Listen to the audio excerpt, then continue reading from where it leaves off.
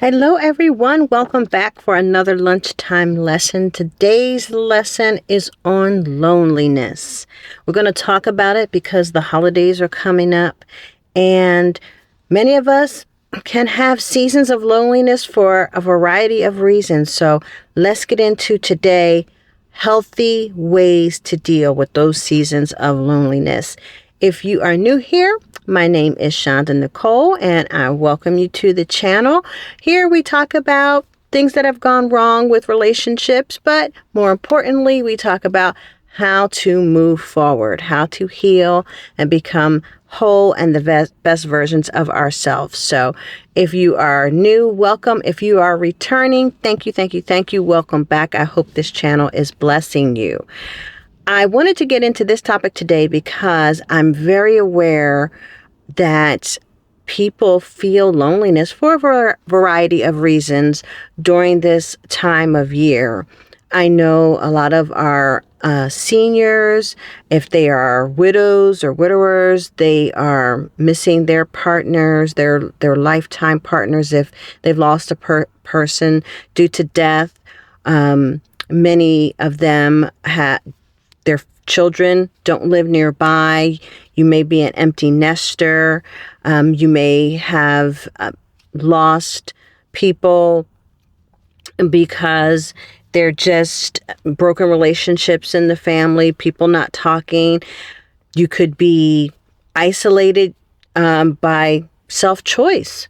You may be feeling shame or an embarrassment, especially if you have gone through a broken relationship or a divorce. You may not want the family asking a bunch of questions, and you may feel like you just want to be alone and be by yourself, and feeling the weight of that isolation.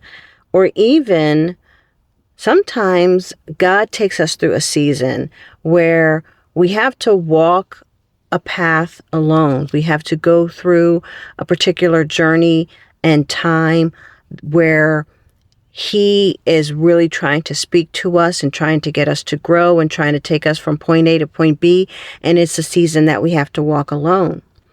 Whether you've lost people due to illness or family moving away, or you're an empty nester, or there are broken relationships, or you have kind of withdrawn yourself, or whether it's something that God is taking you through.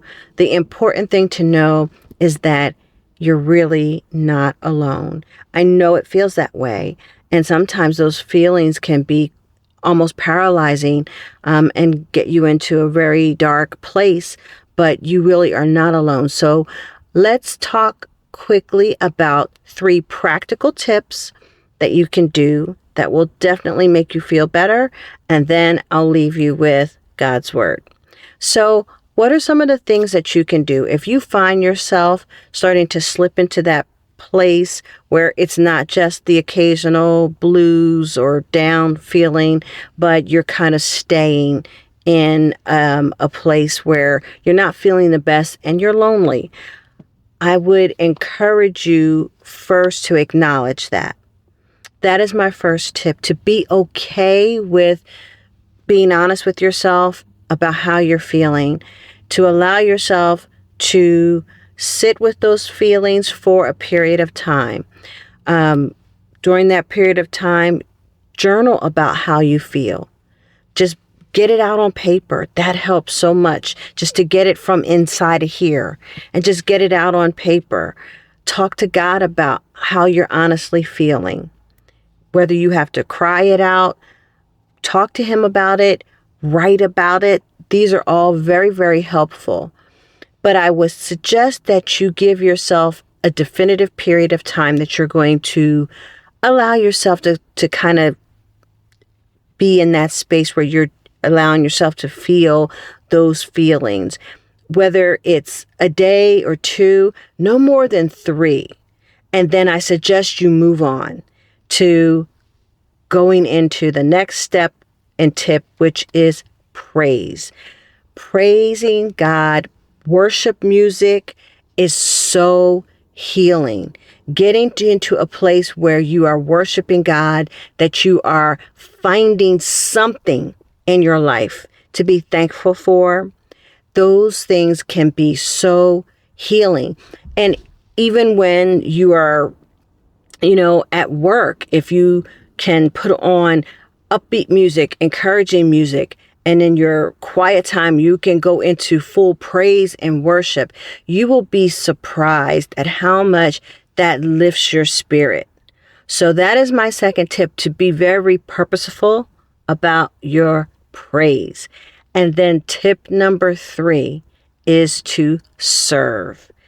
If you can find someone that you can give a word of encouragement to, maybe you can bake something for someone, take a meal to an elderly person, volunteer somewhere, but just get out of your own head and out of your own emotions and serve other people. You may even find that people are drawn to you when you get out into your community and places where you can serve. Maybe there's a food bank or something in your area where you can serve. You'll be surprised. Maybe you will meet new people and gain new friends that will come into your life and pour into you as you are pouring into others.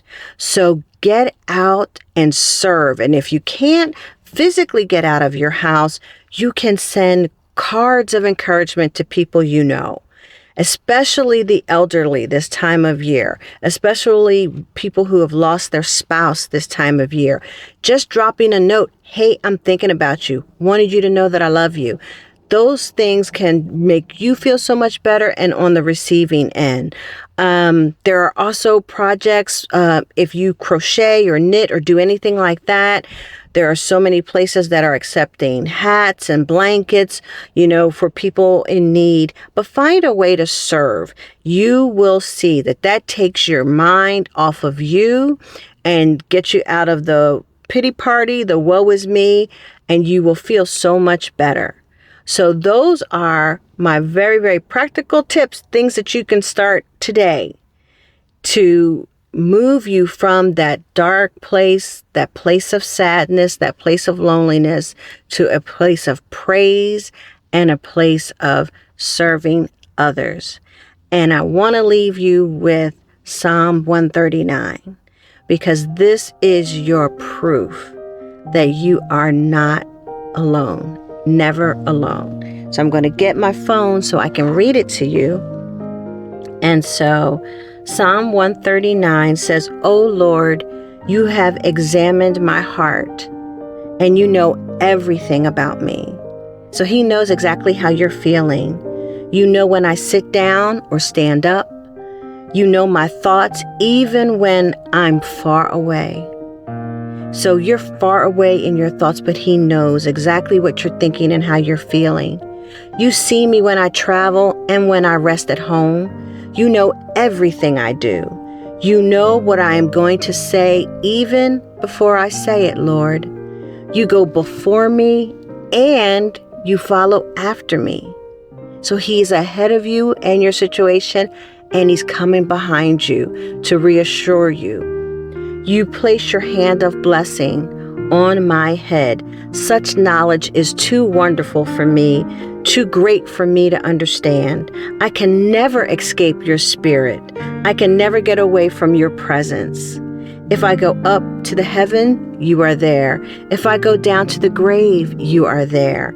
If I ride the wings of the morning, if I dwell by the farthest ocean, even there your hand will guide me, and your strength will support me.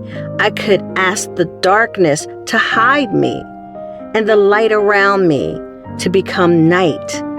But even in darkness, I cannot hide from you.